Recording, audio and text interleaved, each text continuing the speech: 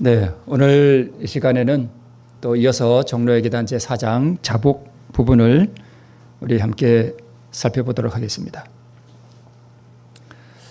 자, 우리 종로의 계단, 우리 여기 계단이 보이죠? 자, 계단 올라가 보고 싶죠? 네. 이 종로의 계단이요, 영어로는 예수께로 가는 계단이라는 뜻입니다. 예수께로 가는 어떤 발걸음. 여러분 왜 춤출 때 왜 스텝을 밟는다 그러잖아요. 그게 이제 발걸음이에요. 예수께로 가는 걸음인데 우리가 이 종로의 계단이라 이렇게 표현을 합니다. 그래서 종로의 계단에 총 몇 계단이 있는가 하면 13개의 계단이 있습니다. 자, 그 중에 제일 처음 계단이 뭐냐 하면 하나님의 사랑. 이게 제일 첫 계단입니다. 자, 하나님의 사랑을 우리가 먼저 깨달아 아는 것이 가장 첫 계단이고, 두 번째는 죄인에게 필요한 그리스도. 네. 이게,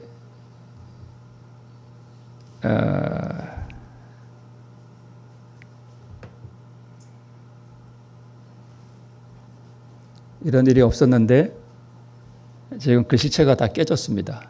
왜 이런지 모르겠네.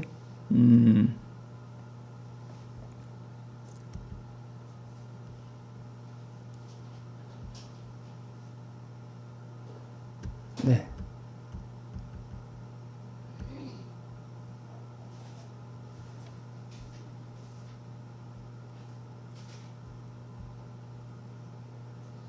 네, 지금 뭔가 이상이 있습니다. 죄송합니다. 다시 하겠습니다.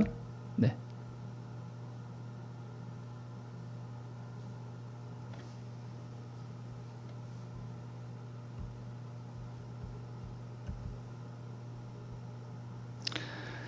네, 우리가 하나님께로 가는 이 계단이라는 게 13개가 있는데, 첫 번째 계단을 끝내고 두 번째 계단 올라가는 게 아니라 사실은 우리의 삶의 모든 부분에 이 13개의 계단이 사실은 우리 삶 속에서 뭐 몇째부터 몇째까지는 칭의의 경험이고 또 몇째부터 몇째까지는 성화의 경험이고 이게 아니고 우리가 아무리 높은 성화의 경험을 간다 할지라도 우리는 이 13개의 계단을 매일 우리의 삶 속에서 경험하는 거예요. 성화의 경험을 간다고 해서 이제 죄를 안 지으니까 회개할 게 없고 그런 게 아니죠. 그래서 우리가 예수님께로 갈 때 더 가까이 가면 우리가 죄인이라는 사실을 알기 때문에 회개가 더 깊어지는데 이 회개는 죄를 짓고 회개하는 회개가 아니라 우리가 하나님 앞에 가까이 갈 때마다 느끼는 내가 참으로 부족하고 죄인 되었다는 그것을 더 깊이 느낀다는 뜻입니다. 네, 그냥 하도록 하겠습니다. 첫 번째는 하나님의 사랑을 아는 것이고요. 두 번째는 이게 글자가 2개가 됐는데 원래 하나입니다.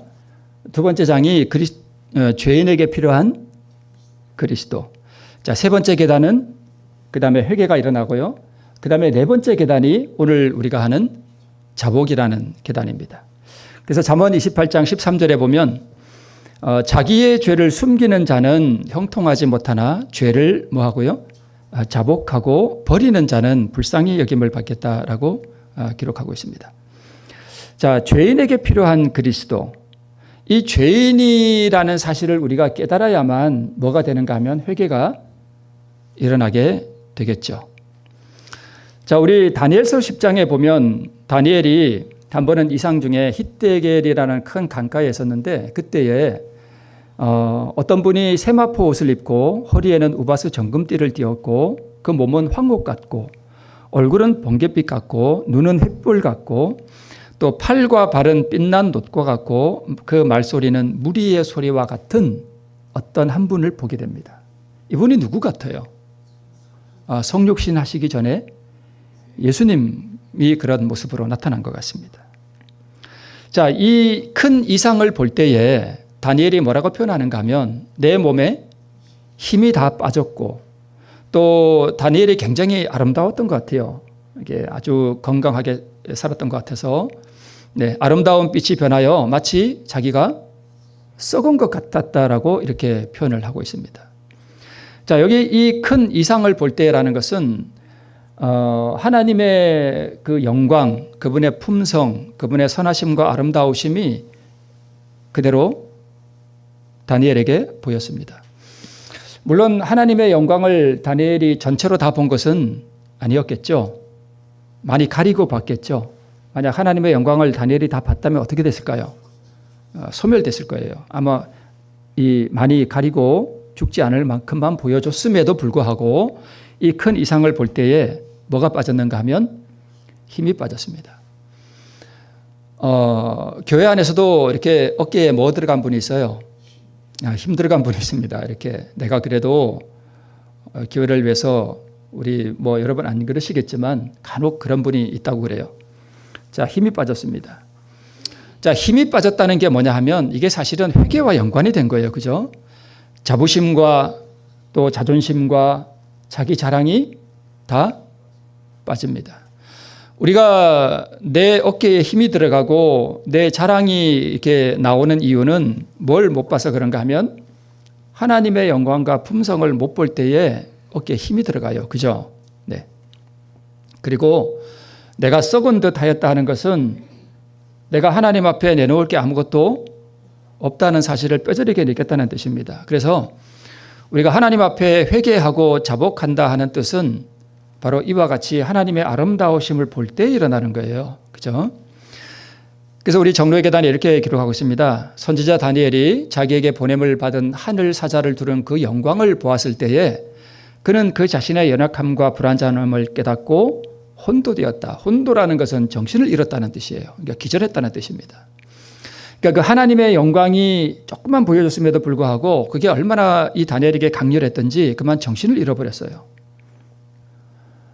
혼도되었습니다. 이렇게 감동을 받은 사람은 그의 이기심을 미워하고 그의 자애의 정신을 가증히 여기고 그리스도의 의를 통하여 하나님의 율법과 그리스도의 품성과 일치되는 마음의 순결을 구하게 될 것이다 라고 기록하고 있습니다.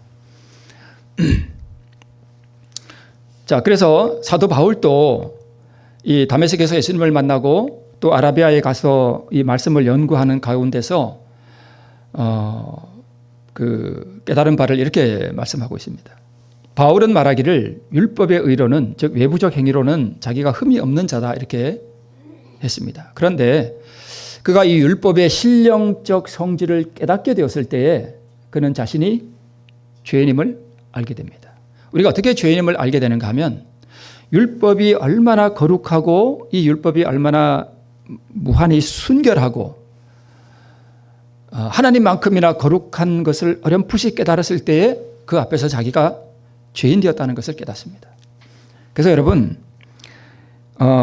예수님이 율법을 지켰으므로 우리도 예수님처럼 율법을 지킬 수 있다라고 주장하는 분들은 조금 착각하는 게 있어요. 그게 뭐냐 하면 율법이 얼마나 거룩하고 율법이 얼마나 무한히 순결한지를 잘 몰라서 그래요. 그 율법이 내가 도저히 다다를 수 없는 하나님만큼이나 거룩하고 순결하다는 사실을 어렴풋이 깨닫게 되면 내가 율법을 지킬 수 있다는 말이 내 입 밖에 나올 수가 없어요. 그래서 먼저 그리스도의 그 피 묻은 공로와 그분의 의를 사모하는 심령이 가난한 상태가 되지 내가 그 앞에서 나도 지킬 수 있다라는 말이 감이 나오지 않습니다. 그러나 그가 신성한 율법의 깊은 뜻을 살펴보고 하나님께서 보시는 것처럼 자기를 볼 때에 뭘 했는가 하면 죄를 자복했다 이렇게 기록하고 있습니다. 그러니까 우리가 죄를 자복하려면 먼저 그러면 우리가 죄를 자복하게 될 때에 무엇을 그 앞에 둬야 되는가 하면 하나님의 그 영광을 다니엘은 이상 중에 봤지만 우리는 그 하나님의 영광을 뭘 통해서 보죠? 당연히 네, 말씀 통해 보죠. 말씀을 통해서 우리가 그걸 보게 됩니다. 그래서 말씀을 안 보면 그걸 알까요? 모를까요? 모르죠. 당연히 그렇죠. 그래서 신성한 율법의 그 깊은 뜻을 살펴보고 하나님께서 보시는 것처럼 자기를 볼 때 그때에 뭐가 일어나는가 하면 죄의 자복이 일어납니다. 죄의 자복이라는 뜻은 뭐냐 하면 자기가 하나님 앞에 처절하게 죄인 되었다는 사실을 통렬하게 고백하는 거예요. 이게요, 죄를 자복한다는 게 죄를 짓고 나서 남편하고 이렇게 한바탕 싸웠어. 그런 다음에 저녁에 집에 가서 하나님, 제가 오늘 남편과 좀 싸웠습니다. 이게 자복이 아니에요. 그걸 우리는 자꾸 그런 걸 자복이라 그러는데 그걸 자복이라 하지 않습니다. 그걸 피상적인 회개라 그래요. 그런 회개는 우리를 거룩하게 이르게 하지 못합니다. 진짜 죄를 자복한다는 뜻은 하나님의 그 무한한 순결하심과 율법의 그 깊은 뜻, 도저히 다다를 수 없는 그 율법의 높은 표준을 바라볼 때에 자기가 처절하게 죄인 되었다는 사실을 토해낼 수밖에 없는 그 영혼의 깊은 고뇌가 일어날 때 그걸 자복이라 그래요. 하나님, 제가 죄인 되었음을. 그러니까 진짜 그렇게 죄의 자복이 일어날 때는요, 하나님, 제가 죄인입니다, 이런 말도 사실은 안 나옵니다. 그냥 뭐라고 표현하나요? 네, 그렇게 되는 거죠.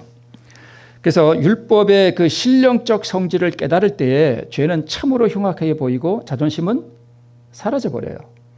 이런 신령적 성질을 깨달을 때에 감히 나도 율법을 예수님처럼 지킬 수 있다. 물론 우리 예니신에 그런 표현이 많이 있습니다만은 그건 그 후의 일이에요. 자, 그렇습니다. 그래서 첫 번째, 율법의 신령한 성질을 깨달았을 때에, 두 번째, 하나님께서 보시는 것처럼 자기를 바라봤을 때에, 그때 자기가 참으로 썩은 것 같고 하나님 앞에 내놓을 게 아무것도 없다는 사실을 깊이 깨달을 때에 오호라, 나는 죄인으로소이다 라는 말이 나오게 되죠. 그래서 나의 자신이 참으로 흉악하게 죄인 되었다는 사실을 깊이 깨닫게 됩니다. 네. 자, 하나님의 성품과 율법의 무한한 거룩함을 조금이라도 인식한 사람은 자신의 더러움과 무가치함에 압도되어서 의를 사모하게 되고 자기 죄를 자복하고 회개하게 됩니다. 이유 여하를 막론하고 다른 일을 비난하는 사람은 아직 어두움 가운데 있는 사람이에요. 이 빛을 한번 딱 보고 나면 자신이 너무 더럽기 때문에 다른 사람을 더럽다고 할 수 없습니다. 자기가 너무 더러운데 어떻게 남을 더럽다 하겠어요? 그죠? 그렇습니다. 그래서 여러분, 우리가 기억해야 할 것은 남을 내가 판단하고 남의 흉이 이렇게 보일 때에는 내가 뭔가 어두움 가운데 있다는 그런 뜻입니다.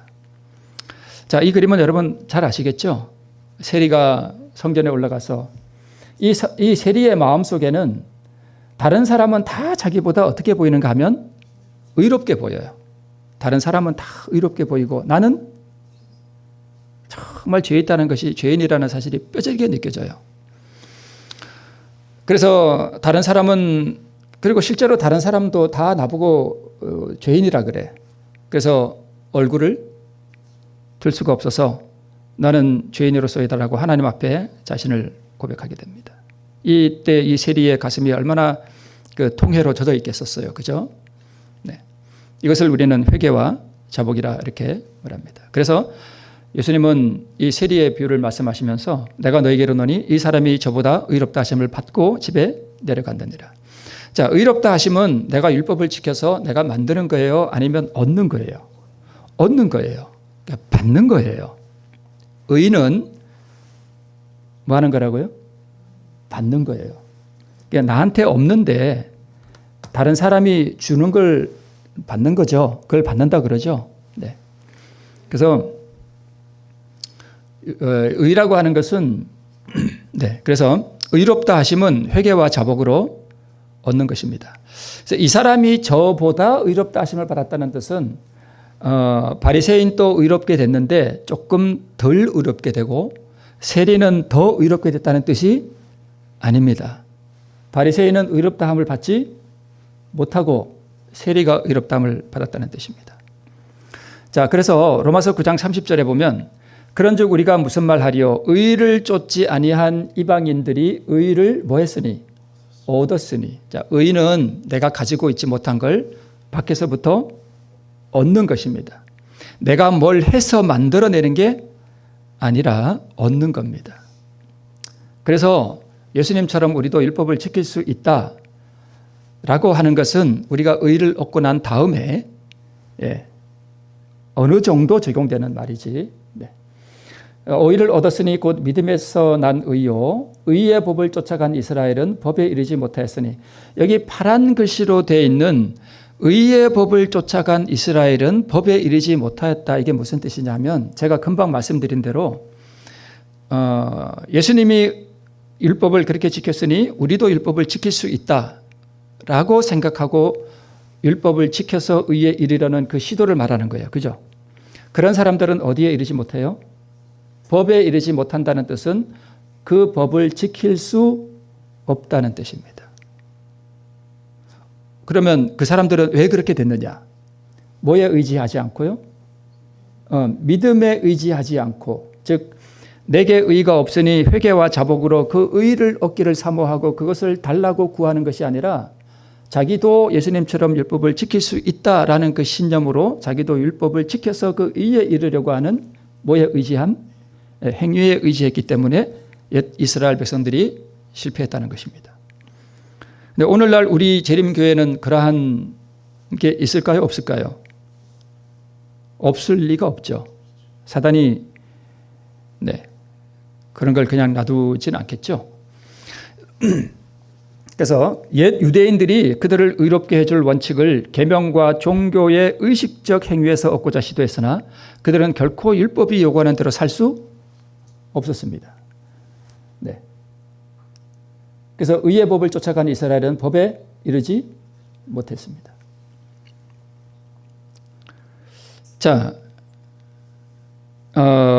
왼쪽에 있는 이 그림은 이제 출애굽한 이스라엘 백성들이 가나안을 이제 정복해 나가는 그 사업인데, 이 가나안을 정복해 나가는 이 사업은 여러분 이제 들으셨겠지만 이게 뭘 우리에게 의미하는가 하면 구원을 얻은 사람이 이 땅에서 자아와 죄된 본성을 정복해 나가는 걸 표상해요. 그래서 가나안 땅은 뭘 상징하고요? 내 마음을 상징하고, 가나안 7 족속은 내 안에 있는 마귀 본성.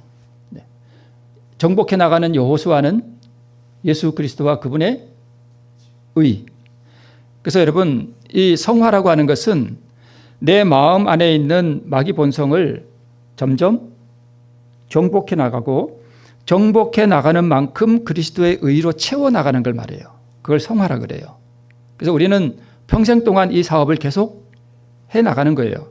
그러면 평생 동안 내가 이 정복 사업을 계속해 나간다는 뜻은 평생을 정복해도 내 안에는 뭐가 남아 있어요? 마귀 본성이 남아 있어요. 그래서 예수님이 우리의 부족을 채워주신다 하는 그 부분은, 내가 그 정복해 나가는 사업 도중에 내가 죽었다 그러면 그 정복해 하지 못했던 그것을 주님께서 이루어 주셔요. 십자가에 달렸던 한편 강도가, 구원받은 강도가 저 사업을 완성했을까요? 아니요. 시작하자마자 죽은 거예요. 그러니까 이 십자가의 한편 강도는 칭의를 얻음과 동시에 성화의 과정을 뭐 한 거냐 하면 시작한 거예요. 근데 시작하자마자 죽었습니다. 구원 받죠, 당연히. 당연히 받습니다. 그래서 칭의와 성화를 나타냅니다. 자, 근데 아이성에서 실패했죠. 그래서 우리가 이 자아를 정복해 나가는, 마귀의 본성을 정복해 나가는 이 사업에서 우리가 어디서 자주 넘어지는가 하면 작은 데서 넘어져요. 그래서 작은 것이 무엇을 결정하는가 하면 품성을 형성한다. 우리 그런 말씀도 있잖아요. 그래서 삶의 사소한 부분에서 우리가 많이 실패합니다. 여호수아가 좌절하고 절망하죠. 우리의 경험도 마찬가지예요. 아이성에서 실패하고 난 다음에 여호수아가 이렇게 말합니다. 슬프도소이다 주 여호와여, 어찌하여 이 백성을 인도하여 요단을 건너게 하시고 우리를 아모리 사람의 손에 붙여 멸망시키려 하셨나이까. 우리가 요단 저편을 족하게 여겨 거하였다면 좋을 뻔하였나이다. 이게 뭐냐 하면 우리에게 적용을 해봐야 되죠.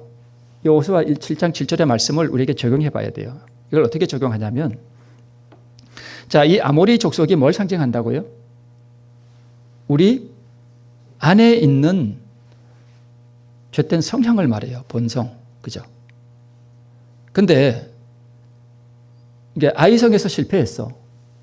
그러니까 이제 저는 이제 가끔 제가 설거지를 하는데 가끔 지금도 약간 이렇게 짜증이 올라올 때가 있어요. 그게 뭐냐 하면 이제 이렇게 물 나오는 호수가 있잖아요. 옛날에 이게 설거지를 하는데 제가 이렇게 분명히 올려놓거든요.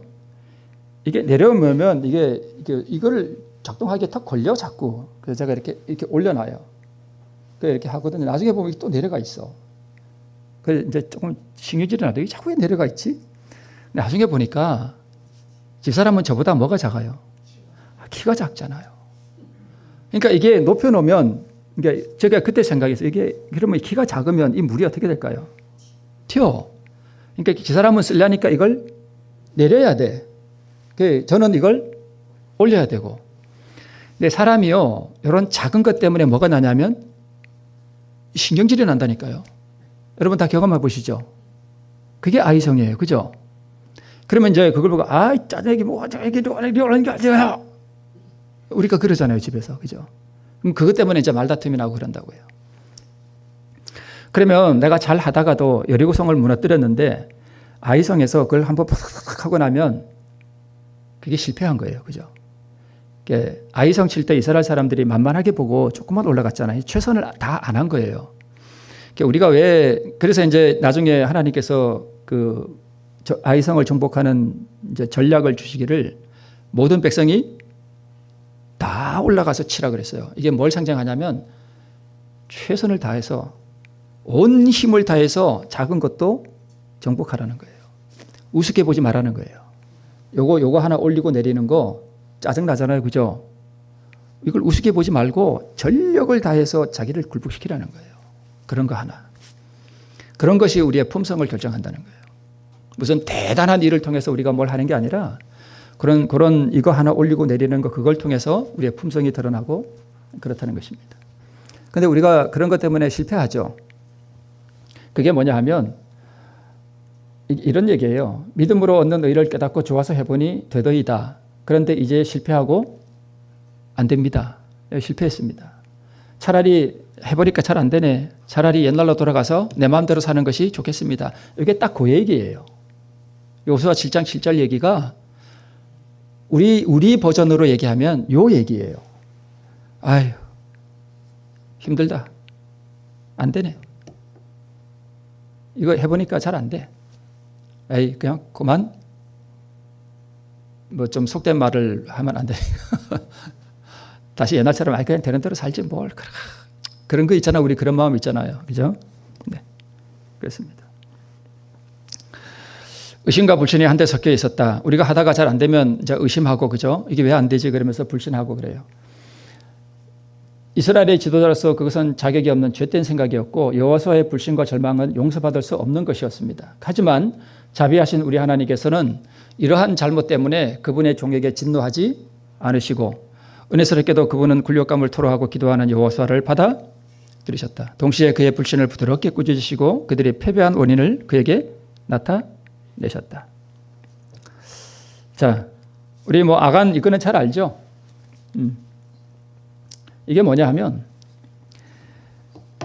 여리고성을 멸할 때에 그 안에 있는 모든 것을 다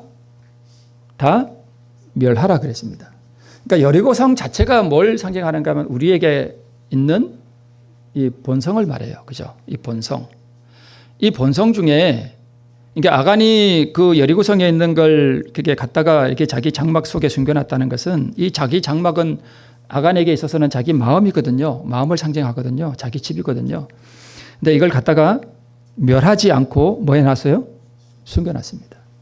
그러니까 이 죄된 본성이 올라올 때 그걸 멸하지 않고 뭐 한 거예요? 간직하고 그걸 안 버린 거예요. 그러니까 죄를 회개하고 자복한다는 뜻은 그것을 뭐 한다는 얘기냐면 버린다는 거예요. 그러니까 멸한다는 뜻이에요. 그런데 그걸 안 버리고 자기 장막 안에 숨겨놨습니다. 자복하지 않은 거죠. 아간이 여리고성에 있는 물건을 다 멸하지 않고 남겨둔 거나 숨겨둔 거나 사울 왕이 이 아말렉 족속을 진멸하라고 할 때 뭘 남겨와요? 아각 왕을 데려오고 좋은 짐승들을 남겨두잖아요. 그게 같은 거예요. 그죠? 진멸하지 않고 남겨둔 것, 우리 안에 부분적 순종이었습니다. 이게 다 같은 것입니다. 아간의 죄는 행위로 드러난 죄악이고 우리에게 있어서는 행위로 나타난 죄악일 뿐만 아니라 아간의 집 장막 안에 땅을 파고 묻어두었던 것처럼 우리의 마음속에 숨겨진 채 드러나지 않은 죄된 본성입니다. 이 본성을 드러내어 주실 때에 이것을 회개하지 않는 것입니다. 그래서 회개란 죄를 보여주실 때 그것을 사용하는 것을 포기하는 거예요. 제가 오늘 또 이게 살짝 올라와 있더라고요. 내려가 있더라고요. 그래서 올리면서 제가 살짝 신경질이 났습니다. 근데 이게 그렇게 굴복해도요, 어떨 때는 살짝 올라온다니까요. 내가 이것을 완전히 정복했다라고 말할 수 있는 지점이 우리에게는 없어요. 언제 어디에서 올라올지 몰라요. 방심하고 있을 때 올라옵니다. 그래서 죄를 보여줄 때 이게 살짝 보여주는 게 이게 잘못된 게 절대 아니에요. 뭐 하라는 거예요. 그래서 회개라고 하는 건 이제 물론 우리가 잘못 행한 그 죄악도 우리가 물론 회개를 하지만 진정한 회개라고 하는 것은 올라올 때 뭐 하지 않는 거예요. 사용하지 않는 거예요. 그게 중요한 거예요. 그게 회개고, 네.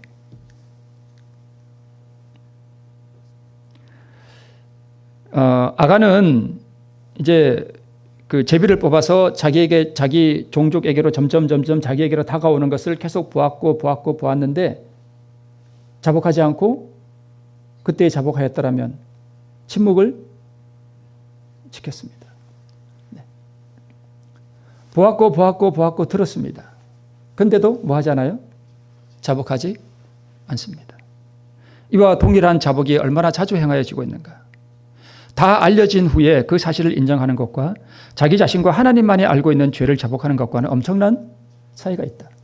아간은 그의 고백으로서 그의 범죄의 결과를 피하리라는 희망을 갖지 않았다면 자기의 죄를 자복하지 않았을 것이다. 그래서 많은 죄인들이 생사의 운명이 결정된 후에 하나님의 심판대 앞에서 이를 자복할 것이나 그때는 이미 늦었습니다. 지체하는 일을 삼가하라. 지체하지 말라. 여러 천만 사람이 이 점에 실패를 하여 영원히 잃어버린 바 되었다. 지체했기 때문에. 그래서 우리가 극복하지 못한 것은 그것이 우리를 극복하고 우리를 결국 멸망케 할 것이다. 아간도 그랬고 사울왕도 그랬습니다. 그래서 우리가 죄의 악한 것을 가장 절실히 깨닫게 되는 때는 우리가 하나님의 사랑을 가장 충분히 이해하는 그때예요. 하나님이 우리를 얼마나 사랑하시는지 그것을 조금 우리가 어렴풋이 이해할 때에 아까 말씀드렸듯이 그때 우리는 근데 이제 이런 게 있습니다.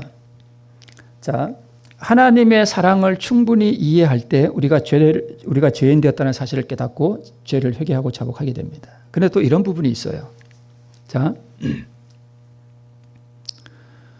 내가 하나님 말씀대로 순종하려고 하는데 잘 안 되고 실패하고 또 실패할 때에 그때 우리가 뭘 깨닫는가 하면 내가 하나님 앞에 참으로 연약하고 죄인 되었다는 사실을 깊이 느낄 때가 있습니다. 넘어질 때.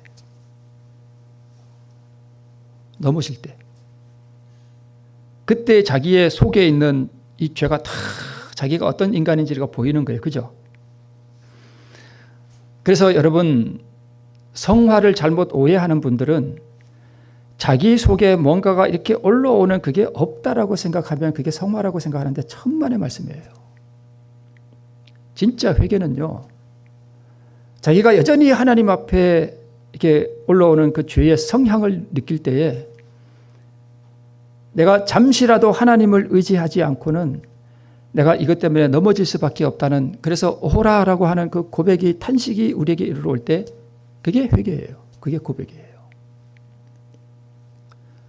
그걸 느낄 때 우리는 내가 하나님을 떠나서는 내가 언제나 넘어질 수밖에 없다는 사실을 내가 참으로 연약한 인생이라는 사실을 깊이 느끼게 됩니다.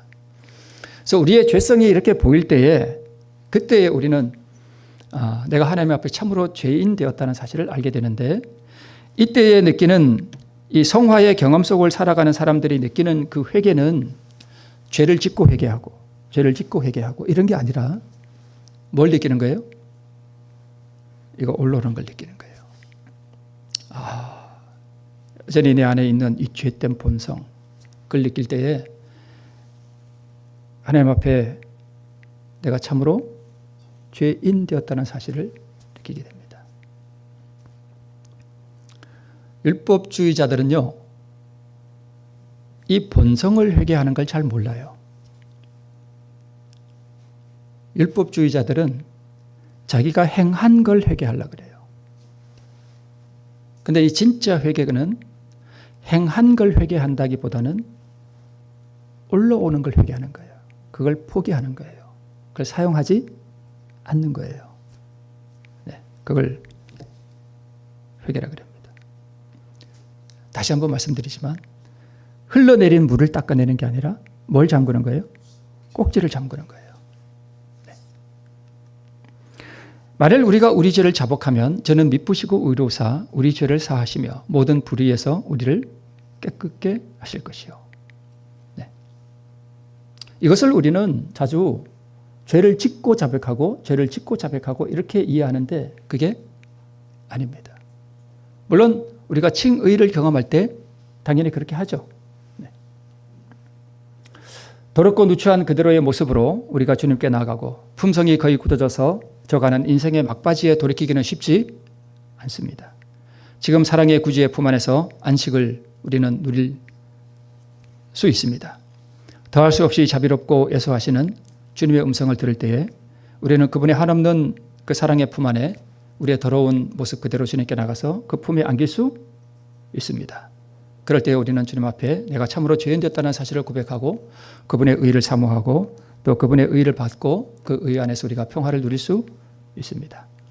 이 평화와 의가 우리 모두와 함께 하시기를 바라며 말씀을 마치겠습니다.